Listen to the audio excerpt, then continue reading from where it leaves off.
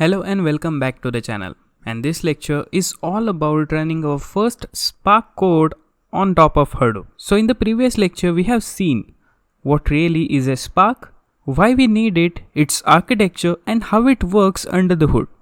And after that we have also discussed the core concept of Apache Spark, which is RDD, which is Resilient Distributed Dataset, as well as DataFrames, and how to write a basic Spark code. So here we actually work with the data and submit our Spark job on top of our Hadoop cluster. So without further ado, let's get into it. So these are some steps which we need to execute to download the required files as well as copy those files from our local Linux system to the HDFS and then execute the same. So we will see those one by one. So the first step will be to study our Spark code. So let me show you the script right away. So this is our Spark code which we will be executing on top of Hadoop today.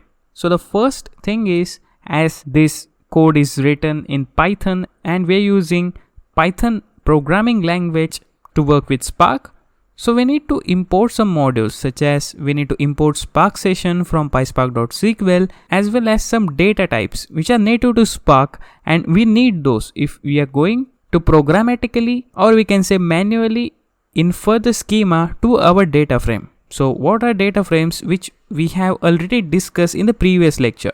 And also we have imported the functions from PySpark.sql, as we have used one function to generate the timestamp column, which will give us the information for that specific timestamp on which that record got inserted into the data frame. So but don't worry, you don't need to use that function on your day-to-day life. All you have to remember is the first thing will be to import the Spark session from the PySpark.sql. That will be enough. So the first step of every Spark application is creating the Spark session. So on the line 5, you can see we have created the Spark session by using the builder method. So what we are doing is we are creating Spark equals to Spark session dot builder method dot app name. So this will allow us to allocate some name to our Spark application. So in this case it's Spark SQL. It's pretty basic. And this get or create means it is telling Spark to get the already created session, or else it will create the new one. That's it. So this is how you can create a Spark session. So there are so many options that you will study when we will discuss those in the dedicated Spark tutorial, which will be coming soon. But for this lecture, this will be more than enough. So the next step is inferring the schema. So this is not a mandatory thing to do. If your file has already schema to it as well as the headers which represent the fields, then don't worry. But let me show you the type of data which we are using to create a data frame. So I have it on my local machine. So here, this is the file which we are dealing with. So it doesn't have any headers, so we have to programmatically, or we can say manually, write that the metadata for this file. So here the first one will be the user ID. So this 0, 1, 2, 3, 4 are nothing but the user IDs. Then we have the name, then the age, and after that the number of friends that particular person is having. So this is our friends.csv file, which we are going to import it into our Linux system and will create data frame on top of this file. So coming back to the script, so here this struct type and struct field are used for manually applying the schema if our file doesn't have it. So just ignore it for a while. So our next step will be to create a data frame. So for creating a data frame, so here we have created people data frame by using the spark.read method. So spark.read method will allow us to create a data frame from a file which is saved anywhere. So it could be in your local system, or it could be in AWS S3 bucket or Azure storage or anywhere, or here it is present in HDFS, as we are going to upload this file on HDFS. So the next option is format. It is pretty important one. So just give like format and in bracket the type of format which you are dealing with. So as you can see, our data file is pretty much the comma separated, which is CSV file. So for that reason, we have given the CSV here. So either it could be any file, it could be JSON, it could be text file. So whatever it is, you have to mention here. Then the next one is the schema. So schema is nothing but the metadata for that data frame. So we have passed the my schema here, and the my schema is nothing but this one. So here we have programmatically assigned the schema for that data frame. So all it is doing is the struct field which infer the schema for a specific field. So here we are creating a column for user ID, and this is the data type for it. And the next option is nullable or not. So if that particular column can contain null values, then you have to give true. So it means that column is nullable. So here we have given true for all the columns. And similarly, we have given name, and you have to give the proper data type. So as you can see here, all the values except name is integer. So the first, third and fourth column will be integer type, and this one will be the string type, which is name. So similarly, we have given the data types accordingly, and we have given the option for the path. So path is pretty important because you have to provide the path where that data file resides. So we will upload that file in the HDFS path in user-mari_dev Spark, and we'll create a Spark folder in which we will store our friends.csv file. And after that, you have to load that file for creating a data frame by using this load function. So this is how you have to create a data frame. We have created data frame named people, and we will use this data frame in our further operation. So next thing is to know the metadata of it. There is one function which we have discussed in the previous lecture, which is print schema, which is nothing but gives the metadata for that data frame. So it is similar to describe command or DSC command in SQL. The next one is we are creating another data frame. So why we need to do that? Because the data frames are immutable, which means we cannot change that after creating it, but we can create new one by using the previous one. So what we are doing is we are creating a new data frame called output on top of the people data frame. So people dot and select. So select will be used for selecting specific columns from our data frame. So we are selecting user ID, name, then age and friends. So we are selecting almost all columns from our data frame, and we're applying some filters on top of it. So you don't have to worry about all the functions now. We can discuss those in dedicated tutorial. But here what we're doing is we are just using the filter condition of where the age should be less than 30. So what it will do is it will just fetch the peoples whose age is less than 30. And this is the technique of adding a new column. So what we're doing is we are adding one column by using the with column, and we are naming it as insert ts, and we're using the current timestamp function present in that PySpark.sql.function module. So current timestamp, so as the name suggests, it will give the timestamp for each record. So you can just ignore this for a while, and after that we have given the order by. So it will order all the records as per the user ID, and this is very important. So you may ask, what is this cache? So cache is a pretty important operation in PySpark. So this operation will cache all this data frame into memory for faster operation. So if you are using this output data frame in your Spark application very often, it is advisable to use the cache or persist functionalities to save that data frame in memory, so that your operation will be way more faster and optimized. So if you talk about cache in detail, it will take another hour.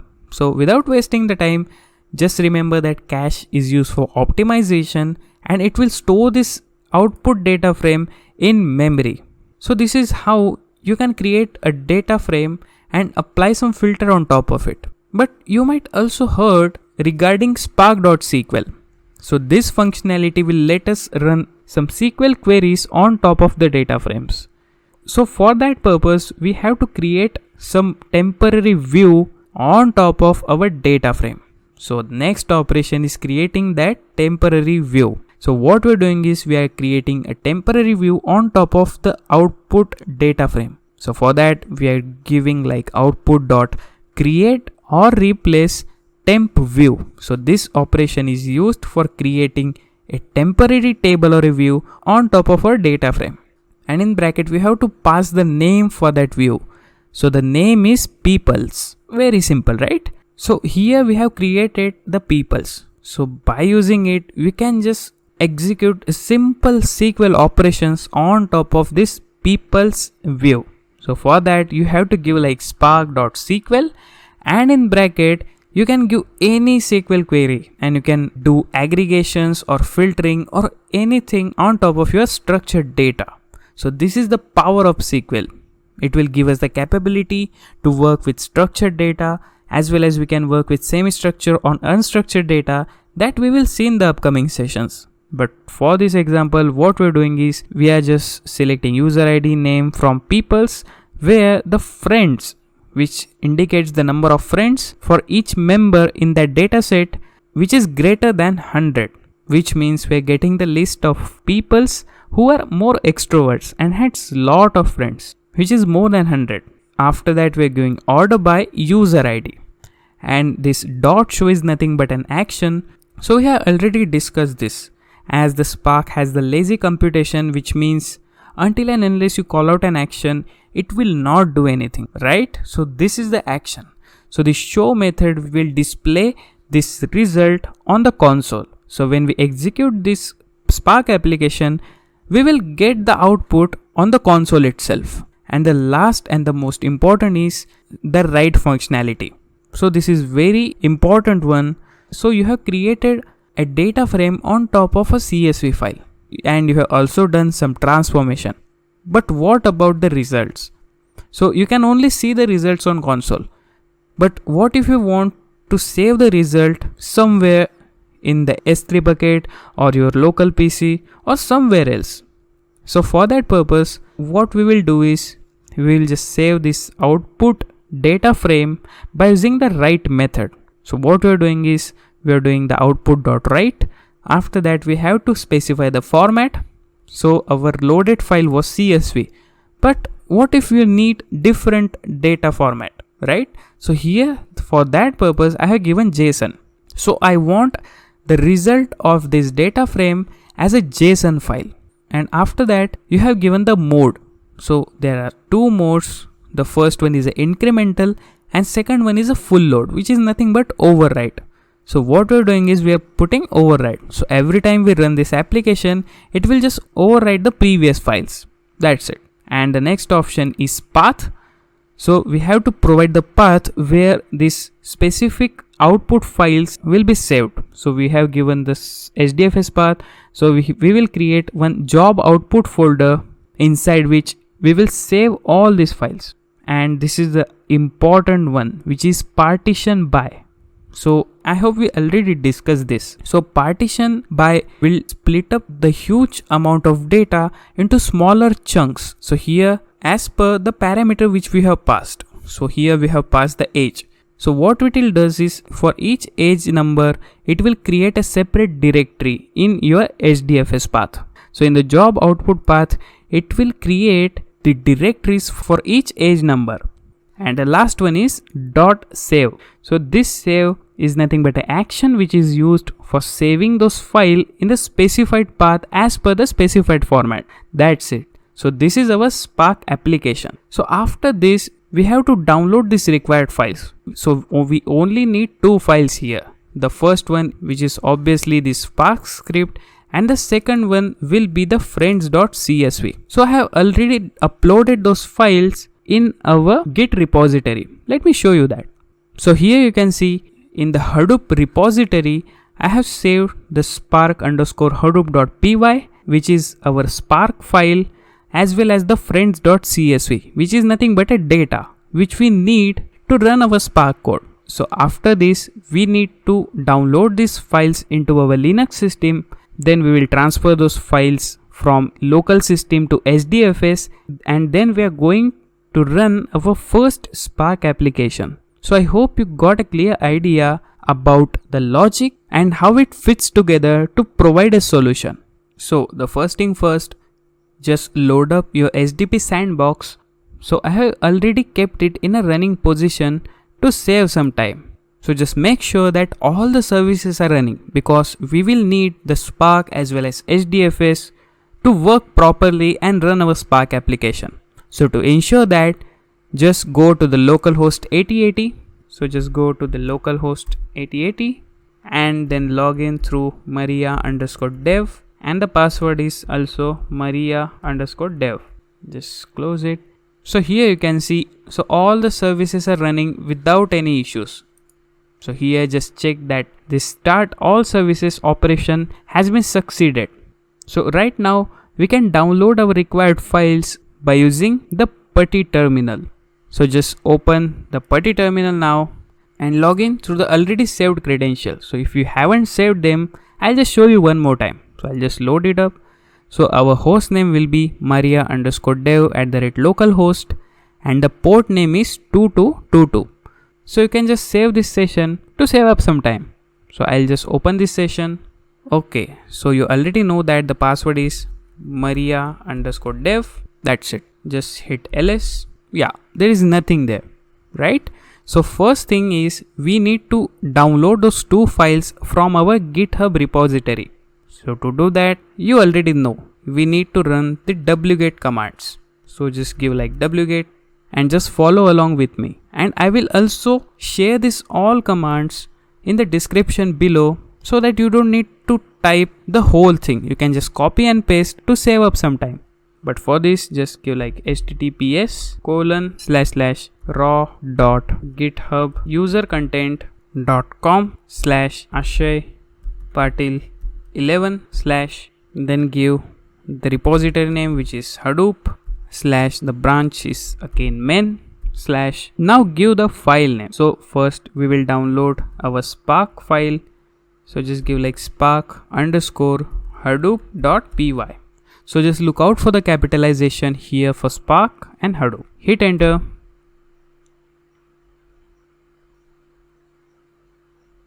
Yeah, the file has been downloaded. So similarly, just copy the previous command and download our data file, which is friends.csv. So we need to run again the wget command. So wget https raw.github/user-content.com /ashaypatil11 Hadoop main, and the file name is friends.csv. Just hit enter. Yeah, so our files are downloaded into our Linux system. So when we hit ls, as you can see, so these two files are already present. So if you want to just look into those files, you can do that by using the nano editor. So just give like nano and the file name. Yeah, so this is a similar Python file which we have just discussed about. Okay, so our next step will be, we have the files in our Linux system, but we need to upload that on the HDFS. So what we will do is we will create one directory on the maria_dev user. In that we'll create a directory named Spark, and we will upload all these files as well as our output files in that Spark directory. Okay, so for that, you know the commands, right? So just give like HDFS -dfs/mkdir, which is make directory, and the directory name is Spark. Yeah, so to validate it, just give like dfs ls. So as you can see, our Spark directory has been created. So again in Spark, we need some directory to save all the output files. As you already know that we are using the right method to write that output data frame into the job_output directory. So to do that, we need to create that directory first. So again give like dfs mkdir Spark and give the directory name, which is job_output. That's it. So the directories are created. So just load those files from local to HDFS. So to do that, you know the command, which is copyFromLocal. So HDFS dfs copyFromLocal. So just look out for the capitalization again to avoid the errors. So our file is Spark_Hadoop .py. Look out for the capitalization here also, and just paste it in Spark directory. Again, Spark _ Hadoop.py. Hit enter. Yeah. So the first file is loaded. So the second file is nothing but the friends.csv file. So again, HDFS copy from local. The file name is friends.csv. So we'll store it again in Spark directory. So just go like Spark friend.csv. That's it. Yeah. So our files has been uploaded to HDFS. So you can just validate it from the Ambari also, right? So to validate it, we can just go to the files view. So the HDFS test is passed. So here you can see, just go to the home directory, and in home the Spark has been created, which is just created from the putty terminal. So in the Spark we have the Spark _ Hadoop.py, friends.csv, and our another directory where we will be storing all the output files, which is job _ output. So that's it. We have all the things we need to execute our first Spark application. So to do that, just go to the putty terminal again. So to execute our Spark application, there is a command known as spark-submit, and after that you have to provide our file name, which is spark _ Hadoop.py. It is so simple. So to do that, just simply give like spark-submit, which will tell the Spark to submit our Python file, or you can say PySpark file, and our file name is spark _ Hadoop.py. So are you ready? Just hit enter. So this will just take the time to create a Spark session, and you can see everything in action. So as you can see, it is started executing already. So as you can see, it is pretty much doing all the operations, and that's it. Our Spark application has been just executed. So to see the output files, you have to go to the Ambari to get a better view of the directories which are created by using the save action. So in the Ambari, just go to the files view, and here just go to the home and go to the Spark directory. So we have our file and we have the job output. So just go to this job output, and here you can see it has the different directories for each age group. So here we have the age for 18 to 28, and if you go inside each directory, there will be this JSON files saved as a result of our data frames. So if you just open it, yeah, so it has every entry as a JSON document. So if you just check another one, so just open it. So as you can see, this is the user ID, name, the friend, and the insert timestamp that particular record has been inserted into the data frame. It is pretty straightforward.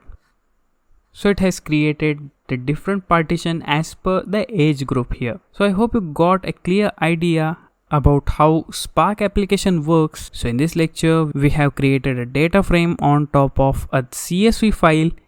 We have applied some filters, then we have applied some transformation and filters on top of that data frame, and we have created a temp view and also played it up by executing some spark.sql queries on top of the temporary view. And at the last, we have just saved that data frame as a JSON documents in our HDFS path. So this knowledge will be enough for you to getting started with Spark and how to write a Spark application and submit it to the cluster. So that's it for this lecture. So I'll just give all these steps in the description below so that you can just copy paste to save some time. And I hope you got a clear understanding how the Spark application is submitted on the cluster and how to write a simple Spark programs. So if you like this lecture, please subscribe to our channel and also ring the notification bell to get the latest updates. And don't forget to follow us on our social media that I have linked in the description below. Thanks for watching.